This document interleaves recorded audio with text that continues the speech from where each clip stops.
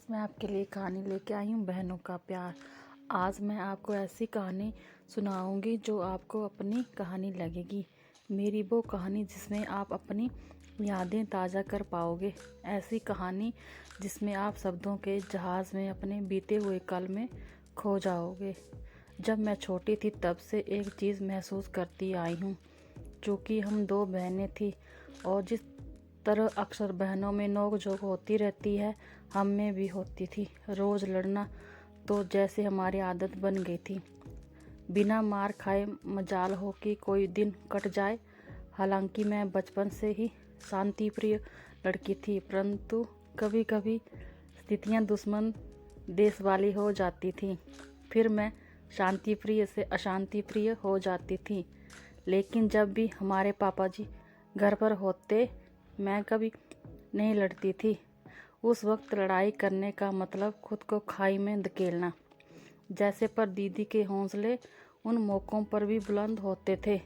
हमारे भारतीय परिवारों में बेटियां अपने पापा की बहुत लाडली रहती हैं, पर कभी कभार डांट भी खूब पड़ती है। पापा आर्मी में थे, तो जब वो चले जाते थे तो फिर हम आपस में खूब लड़ लेते थे, और लड़ाई के बाद जब फैसला माँ तक पहुँचता तो वो कह देती दीदी को कि तेरी ही गलती है, और गलती चूँकि उसकी होती भी थी। मुझे उस वक्त बड़ा सुकून मिलता जब माँ कहती कि दीदी की गलती है, पर सामने से दीदी भी रोते हुए बोलने लग जाती कि माँ तू भी इसी का पक्ष लेती है। मुझे पता है, बस फिर क्या दोनों के कान में मम्मी दो दो धर देती, और फिर हुए हम अपने अपने कोने पकड़कर बैठ जाती। मैं रोती रोती भी उसे चिढ़ाती थी और वो मुझे और मारती। दीदी के नाक से बने बुलबुले को देखकर मेरी हंसी नहीं रुकती थी।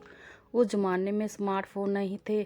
अगर स्मार्टफोन होता तो उसके बुलबुले वाली तस्वीर मैं ज़रूर खींचती और अब उसके बेटे को दिखाती। खैर, वक्त के साथ लड़ते झगड़ते हम दोनों बड़ी हो गई। दीदी की शादी तय हो गई। दीदी ने अपना हमसफ़र खुद चुना था, मुझे इस बारे में कुछ नहीं बताया था। मैंने दीदी के ससुराल वालों को नहीं देखा था, ना किसी से मिली थी। घर के आंगन में लगे टेंट मुझे अच्छे लग रहे थे। अनजान कई लोग जिन्हें मैं पहली बार मिल रही थी, मुझे उनसे मिलना अच्छा लग रहा था।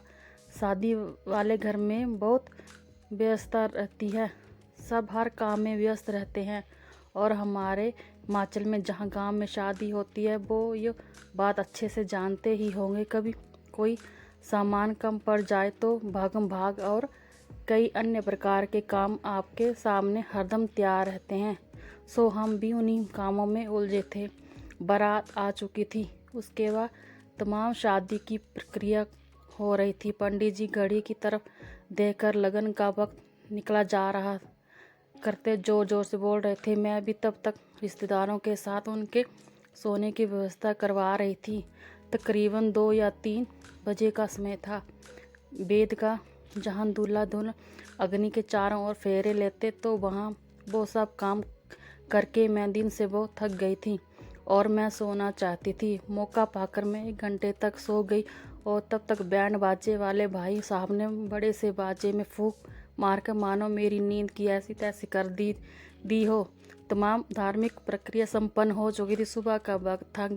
ये वक्त होता कि विदाई का पहले जब भी किसी का बारात में गई, मैं इस पर एकदम भाग जाती है, क्योंकि मैं किसी की आंखों में आंसू नहीं देख पाती थी और ये मेरी कमजोरी है। मगर मैं ऐसी स्थिति में थी कि जहां मुझे खड़ा रहना था, और वो भी उसी विदाई वाले वक्त मेरी माँ और नानी आंखों में आंसू टपकाए काम किए जा रही थी। उनकी आंखों से आंसू बहे जा रहे थे। चाची दीदी को समझा रही थी। पहली बार उसी दिन मैंने अपने हरले वाले ताऊ जी को रोते देखा, और उसी दिन पापा जी को भी रोते देखा। मैं खुद को कंट्रोल कर रही थी, पर मेरे आंसू नहीं रुक रहे थे।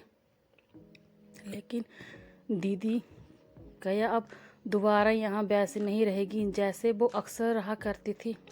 घर की महारानी बनकर वो अब गया मेहमान के जैसे आएगी। इन सवालों ने मेरे आंसुओं से बने बांध को मानो तोड़ सा दिया और गर्म धाराएं मेरे गालों तक बहने लग गई। वो विदा होते हुए कुछ सिर के ऊपर से फेंके जा रही थी। चावल के ये दाने वो अपने परिवार को बरकत के रूप में लौटा रही थी। मेरी मौसियाँ मुझसे कुछ बोल रही थी, समझाने का प्रयास कर रही थी और मैं कुछ समझने की हालत में नहीं थी। जिसकी बहन बेटी है वो शायद अच्छे से समझ पाएगा कि मैं एक बार फिर से उससे गले मिलना चाहती थी।